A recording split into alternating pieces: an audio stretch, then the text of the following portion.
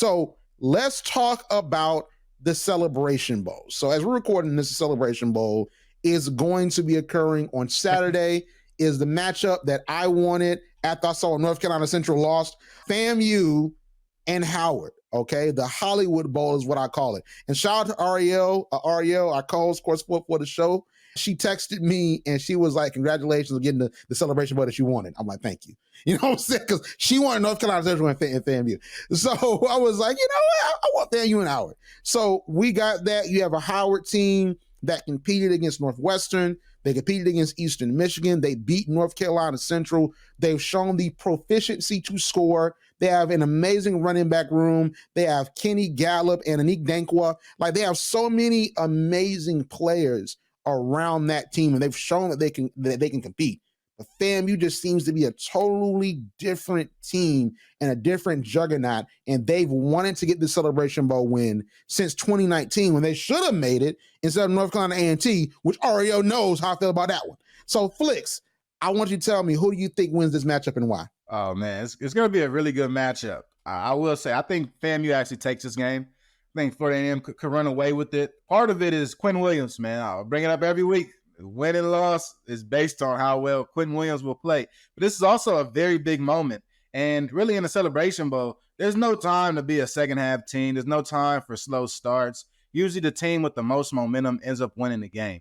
Last year we saw a back-and-forth affair where the team with the ball last won the game. But I think in this year's rendition of it, we might see something closer to Jackson State, South Carolina State, where one team simply takes over using a lot of physicality, playing fast, playing hard, and really this Florida A&M team has looked so good this season. It's been so hard to stop this team. We saw Prairie A&M honestly look hapless out there in that SWAC championship, to where they almost put their hands up and go, well, we tried everything. We just can't get it right.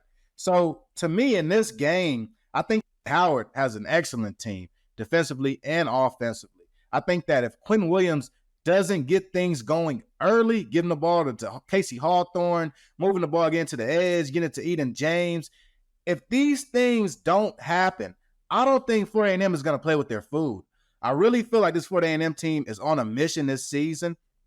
They've had tunnel vision. We even saw them almost beat a very good USF team at their place. So I think that this edition of Florida A&M is a very senior-heavy team that is very mature, and I think we're going to see a Florida A&M team that looks like they've been to the Celebration Bowl before, right? These past 2 years, they have been that close to making the Celebration Bowl bid, but instead, they made it to the FCS playoffs. They've gotten that experience against Southeastern Louisiana.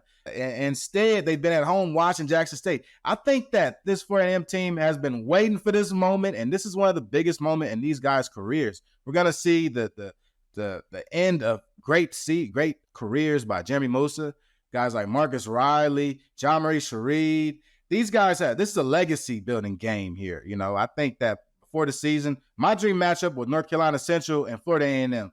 The fact that we're getting Howard and FAMU, I'm not really let down, especially after seeing Central and their performance in the playoffs. I think that Howard was a team that should have made it. This is the same Howard team that put up 50 points on North Carolina Central. I think that they absolutely deserve to be here.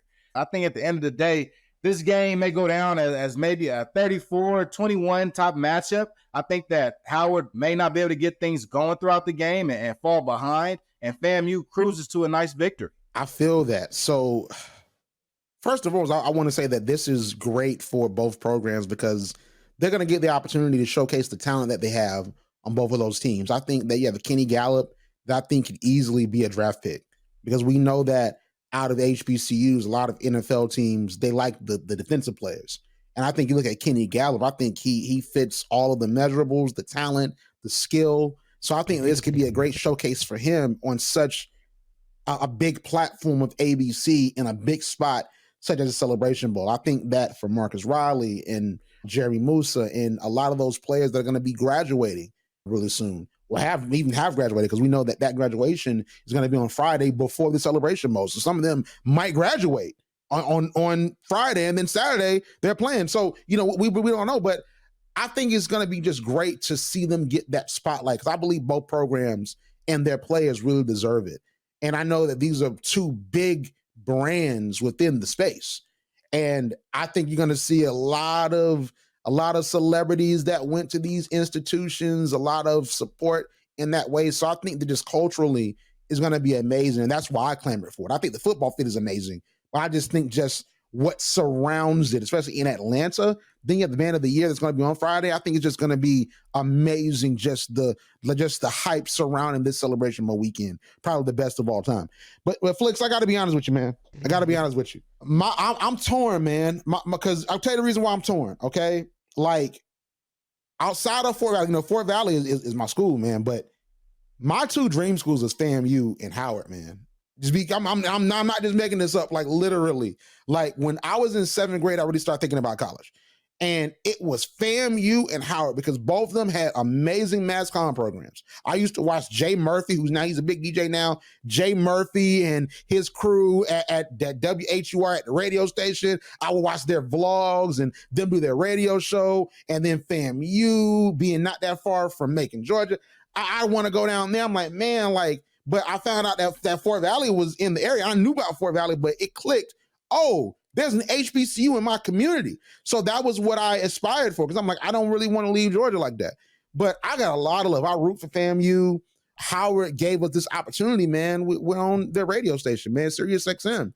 And, I always want to be on the radio. And Howard and Ms. Vicky Saunders and Brittany Riddle and the team there, they gave it the opportunity. But FAMU, man, they've always been tapped in with HBC folks. Just like from me, my college ambitions to my career ambitions, like to the support that both institutions have given me, I am torn. I really am. I'm afraid to say what I think is going to happen because I will be wearing a Howard University jacket from Tones of Melanin on Saturday. You know what I'm saying? I got it. It came in and it fits. Okay, it fits. You know what I'm saying? So it's like, I really don't know. I'm torn because even from a football standpoint, Howard got talent, man.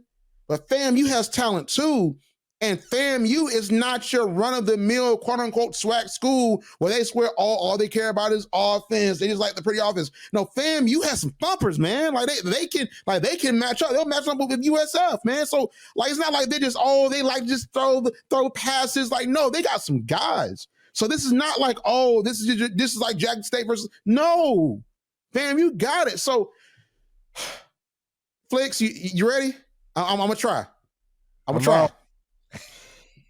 Man, I will try. Now I'm wearing my Howard jacket on Saturday, but I think FAMU wins.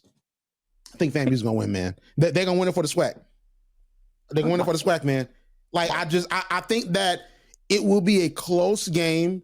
I think it's gonna be a defensive game. I think it's gonna be maybe like a defensive battle.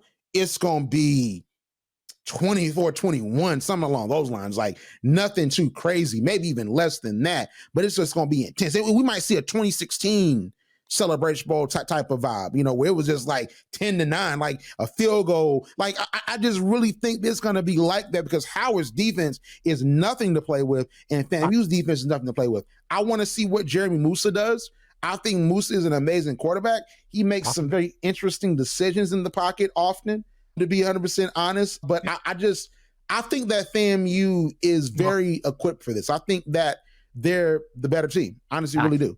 I don't think it's demonstrative. I think that Howard is right there. Like if we're talking about a video game rating, Flicks, I think if FAMU is a 93, Howard's a 90. You know what I'm saying? Like, you pick the all-time team, they're a 90. So, but I just think that FAMU has a little bit more. And I think that just based on what I've seen of their dominance in the SWAC, I think that they're equipped to take on a Howard team that's likely going to try to run the ball with Eden, James, and Hunter. So I think that FAMU is more equipped. And like you said, Quinn Williams and Ariel has been talking about this a lot all this season. Like you said, they live and die by Quinn Williams. So I trust Jeremy Musa more than Quinn Williams. Hate to say it. It's the truth. Both of them grad transfers. But I trust Jeremy Musa more than Quinn Williams. So I'm picking FAMU. I hate to say it. I'm wearing my Howard jacket. But I'm not going to be a sore loser. If FAMU loses, I'm like, they lost. You know what I'm saying?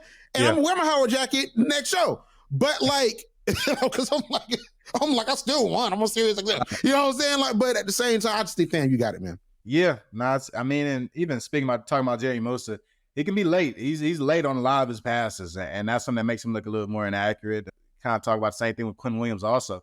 So I think it's going to be a surplus of athletes on the field. You talk about guys going back and forth. The different matchups we're going to see, like guys like Kendall Bowler going against Casey Hawthorne and Wayne Dennis and Hezekiah out there also. We're going to see some great matchups. We'll talk about skill-wise going back and forth. But I think that's going to lead to a lot of big plays. We're going to see some big plays made by these guys. Last year, we saw that with a litany of talent on Jackson State's team, a bunch of talent on North Carolina Central's team.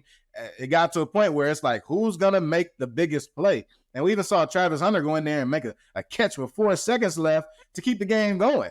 So I think when you put all these different athletes on the field at one time, it makes for a great game. That's the same reason why, just because North Carolina Central didn't make it this year, we still got to see Howard is going to make it to Celebration Bowl. We're still going to see a great game because there's so many great players on each team. I mean, I think a tablespoon of this game will probably be like the Howard and Hampton game, right? A game that's very back and forth. It's going to take a lot of momentum. It's going to take for teams playing in the second half, literally full speed in the second half, right? You're not going to be able to take plays off. We're probably going to see some young guys get in here. And like we see in every conference championship game or even bowl game, injuries, unfortunately, will happen. We're going to see who's going to step up in this game. Who's going to be able to make those plays? Will Kareem Burke at FAMU get a shot? You know, there's some young receivers down there at Howard also. Will they get a shot? So I think this game is going to be a coming out party for a couple different players. But aside from that, the normal guys will be the guys. You know, Marcus Riley's still going to be Marcus Riley. John Marie Cherie is still going to be John Marie Cherie. I think that the hype going into this game from a social impact, it should be just as big from a football impact because we're going to see so many great players out there on the field this week. I love it, man. So it's going to be an amazing matchup. I'm proud of both of those teams, man. And I appreciate Howard for the opportunity that they're giving me and FAMU, man. Like I love FAMU, man, always, man, always. Like this one, I'm telling you, man, I'm gonna be just sitting there just watching. Probably not even gonna cheer. Just gonna be watching, man. I think we both gonna be rooting for Howard, man. My boy just got his master's degree from Howard, so I think I'm gonna be a Howard this weekend too, man. Okay, I shout out to him. You know what I'm saying? Listen, man. Listen, I think overall, to be real, regardless who wins in that football field, because we're gonna prognosticate about that, the culture wins because in that big spot on ABC, because people were like, "Oh, Howard doesn't need it. FAMU doesn't need it." Dude, look at what the Bayou Classic did all those years. There are folks I've interviewed that said that the Bayou Classic made them want to go to an HBCU, bro. Like, you know what I'm saying? Imagine FAMU and the Marching 100 on ABC. Imagine the pageantry of Howard students. And just Vice President Kamala Harris might show up. There's a real possibility she might show up and have Lance Gross out there. Taraji P. Henson might come out. All these different amazing luminaries from Howard on TV. You know they're gonna show them. And you know Jay Walker gonna say, like, hey, you got my boy down. You know Jay Walker gonna be talking. You know what I'm saying? He got 10 degrees and Jay Walker, like, dude, this is gonna probably be, regardless of if it's a blowout, if it's a close game, this is gonna be compelling television. You know what I mean? So I'm just so excited just in general for that matchup. And I appreciate you, Flicks, for letting me get through my thoughts, okay? You know what I'm saying? Because I was trying to I don't know, man. I don't know. I was like, should I make another decision? Because I thought about this, Flicks. I like to just talk it through. Biggest game of the season, man. This is the HBCU Super Bowl. It is. It is for sure, man.